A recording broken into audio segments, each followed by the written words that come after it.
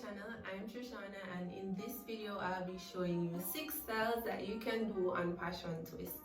Now of course these styles can also be done on other protective styles such as braids, locks, or other twisted styles in general.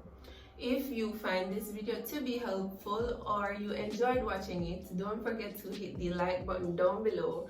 And also, if you enjoy watching this type of content, be sure to hit the subscribe button down below as well, and hit the post notification bell that appears so that you are notified for each and every future upload.